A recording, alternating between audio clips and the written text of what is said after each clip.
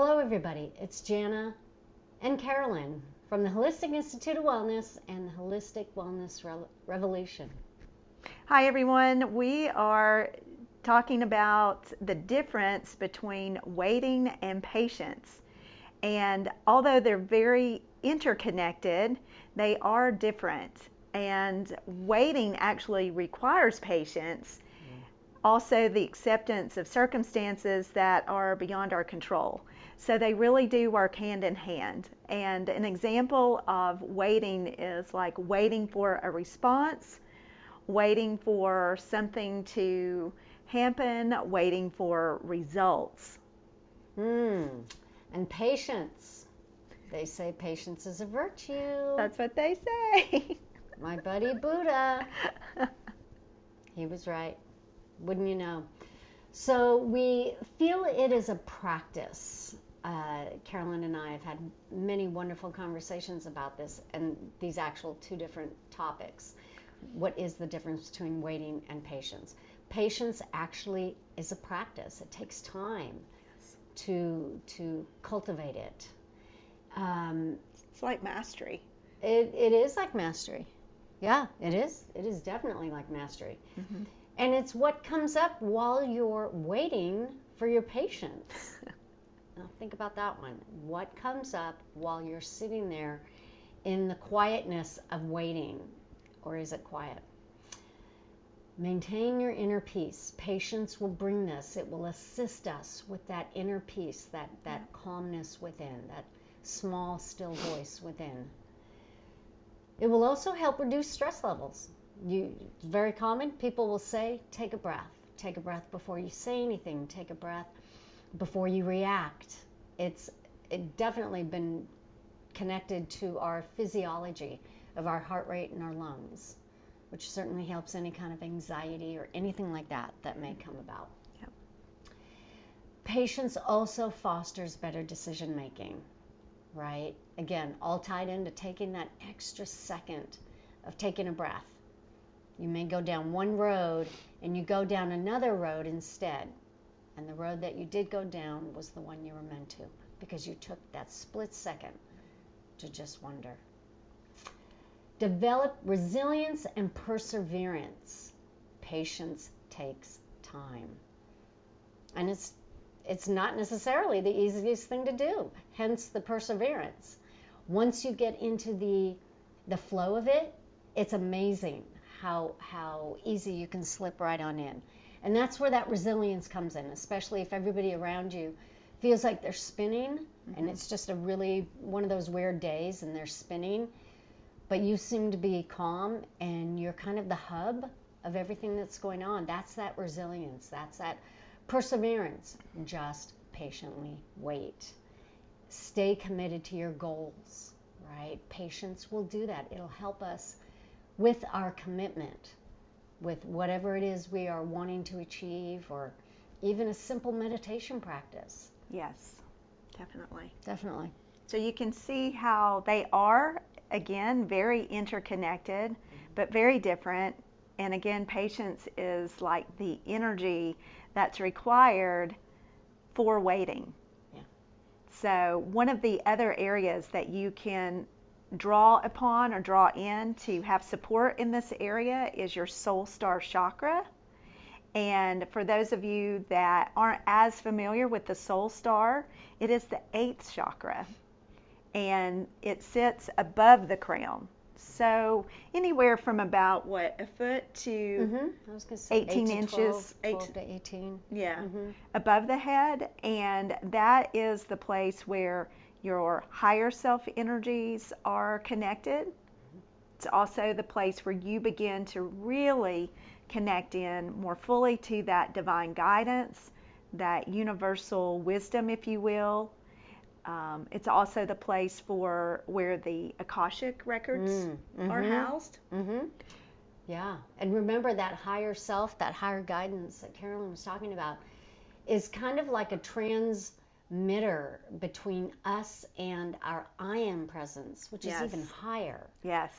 But it's Some people call it a transformer, some call it a transmitter. Either way, it's the one that's right in the middle between our I am presence, which is super duper high divine presence, and us as humans. Step down. Step down. There we go. Step Thank down you. transformer. That's it. That's it. So it's a fun chakra to practice. Yes. And to bring into your everyday awareness. Yeah, and really, bringing this chakra into balance, it gives you additional understanding of yourself and the universe. It also allows you to trust in divine timing, which comes into play with waiting and patience. Mm-hmm. So it's a wonderful chakra to expand upon, to look into, because it is really the first chakra that is outside of the body, so to speak, because each of the 7 are connected in the actual body. So the soul star is the first one that begins in more of the etheric fields that exist around you and allows you even higher connection. Mm-hmm. Fun one. It's a real fun one to play with. Yeah. Mm-hmm. All right, Jana, Perfect. should we draw a card today? I think we should. Okay. So everyone, if you will, if you can just take a moment, close your eyes, or if you want to leave your eyes open, that's fine. But just take some nice, comfortable, deep breaths.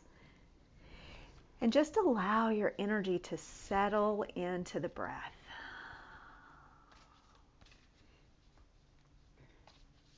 And we're going to call upon our divine teams. Patiently.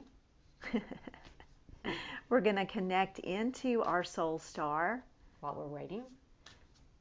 So just connect into a ball of light. Just visualize a ball of light up above the top of your head, about 12 inches or so.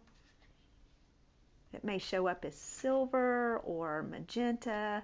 Just kind of depends on the color. You may not see a color, that's fine. Just know that it's there. But we're going to tap into our higher guidance this morning. And just going to ask for a beautiful message from our teams to take forward through the month of December.